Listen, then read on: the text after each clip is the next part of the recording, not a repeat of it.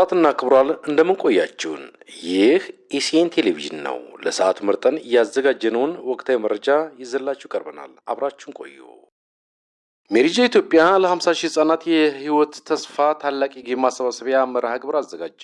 ሜሪጆ ኢትዮጵያ ከበጎ ፈቃደኛ ሴት ጋዜጠኞች፣ ደራሲያንና ምሁራን ጥምረት ጋር በመሆን የኔም ልጆች ናቸው በሚል መሪ ቃል ለከፋ ችግር ለተጋለጡ 50 ሺህ ህጻናት የሚውል ልዩ የቤተሰብ ስፖንሰርሺፕ የጌም ማሰባሰቢያ መርሃ ግብር ማዘጋጀቱ ተገለጸ።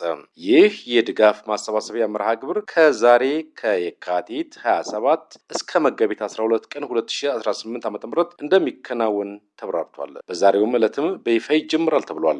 የችግሩ ስፋትና የመርሃ ግብሩ መነሻ በአሁኑ ወቅት በኢትዮጵያ በተፈጥሮና በሰው ሰራሽ ምክንያቶች ሳቢያ ከ7 ሚሊዮን በላይ ህጻናት ከትምህርት ገበታ መለየታቸውን መሆኑን ነው የተገለጸው። ይህንን አሳሳቢ ሁኔታ ለመቀልበስ ሜሪጆ ኢትዮጵያ ካለው የረጅም ጊዜ የቤተሰብ ስፖንሰርሺፕ ልምድ በመነሳት በ5 ክልሎች ማለትም በትግራይ፣ በአማራ፣ በኦሮሚያ፣ በሶማሌና በአፋር ለሚገኙ እጅግ ተጋላጭ ህጻናት ድጋፍ ለማሰባሰብ መነሳቱ ተብራርቷል። ይህንን ጥሪ የተቀበሉ ሴት ጋዜጠኞች፣ ደራሲያንና ምሁራን ባቋቋሙት ጥምረት አባላቱ አስቀድመው ከ100 በላይ ህጻናትን በራሳቸው ስፖንሰር ለማድረግ ቃል በመግባት ተግባራዊ እንቅስቃሴ ጀምረዋል ተብሏል። በዚህ ሂደት ውስጥ የተለያዩ የህብረተሰብ ክፍሎች ተወካዮች የሚገኙ ሲሆን ግለሰቦች፣ ቤተሰቦችና ተቋማት የልጆችን የኑሮ ዋስትና ለመሸፈን ቃል የሚገቡበትም ነው። የድጋፍ ህፃኗ ከቤተሰቡ ሳይነጠል መሰረታዊ ፍላጎቶችን ማለትም ምግብ፣ ጤና እንዲያገኝ በትምህርት ገበታው እንዲቆይና ለቁም ነገር እንዲበቃ በማንነቱ የሚተማመንና ጤናማ ዜጋ ሆኖ እንዲያድግ የሚያስችል ነው። ሜሪጆ ኢትዮጵያ እና የጥምረቱ አባላት መላው ኢትዮጵያዊና ትውልደ ኢትዮጵያውያን በዚህ ታላቅ ሀገራዊ ንቅናቄ እንዲሁም የበረከት ስራ ላይ አሻራቸውን እንዲያኖሩ ጥሪ ቀርቧል። ይህ ለ15 ቀናት የሚቆየው የገቢ ማሰባሰቢያ መርሃ ግብር በአባይ ቴሌቪዥን የዩቲዩብ ቻናል የቀጥታ ስርጭት ከምሽቱ 12 ሰዓት እስከ ንጋቱ 12 ሰዓት እንደሚከናወን ተብራርቷል። ዛሬ የካቲት 27 ቀን 2018 ዓ.ም የኔም ልጆች ናቸው የቀጥታ ስርጭት የገቢ ማሰባሰቢያ መርሃ ግብር እንደሚጀምር ተናግረዋል።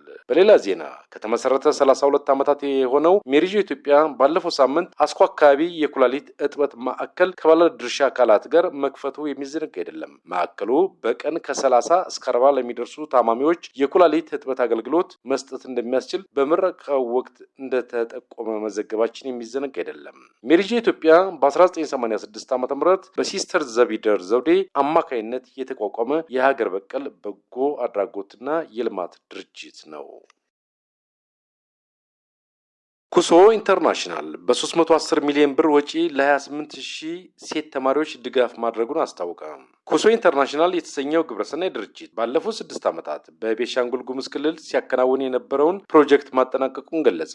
ድርጅቱ ለፕሮጀክቱ ትግበራ በአጠቃላይ 310 ሚሊዮን ብር ወይም 14.9 ሚሊዮን የካናዳ ዶላር ወጪ ማድረጉን የካቲት 26 ቀን 2018 ዓ.ም በኃይሌ ግራንድ ሆቴል አስታውቋል። በክልሉ በሚገኙ 7 ሁለተኛ ደረጃ ትምህርት ቤቶች ጥቁርና ነጭ ሰሌዳዎች፣ ደብተር፣ ዩኒፎርም፣ ጫማና ቦርሳዎች ተከፋፍለዋል። ከ28 ሺህ በላይ ሴት ተማሪዎች የድጋፉ ተጠቃሚ ሆነዋል ተብሏል። ሴት ተማሪዎች በትምህርታቸው እንዲበረታቱ በተደረገው ጥረት ከ1 ሺህ በላይ ተማሪዎች ወደ ዩኒቨርሲቲ መግባታቸው የተገለጸ ሲሆን ለተማሪዎች የማጠናከሪያ ትምህርት፣ በስራ ፈጠራ፣ በገንዘብ አያያዝ፣ በአመራር ክህሎትና በስነ ተዋልዶ ጤና ዙሪያ ስልጠናዎች ተሰጥተዋል። የኩሶ ኢንተርናሽናል ተጠሪ አቶ ወንደሰን ከበደ እንደገለጹት ፕሮጀክቱ በዋናነት ትኩረት አድርጎ የነበረው በስርዓተ ጾታ ዙሪያ የሚታዩ ችግሮችን በመቅረፍ ሴት ተማሪዎች ትምህርታቸውን እንዳያቋርጡ ማድረግ ላይ ነበር። የካቲት 26 ቀን 2018 ዓ.ም በተካሄደው የፕሮጀክቱ ማጠቃለያ መርሃ ግብር ላይ ድርጅቱ ስራውን በስኬት ማጠናቀቁን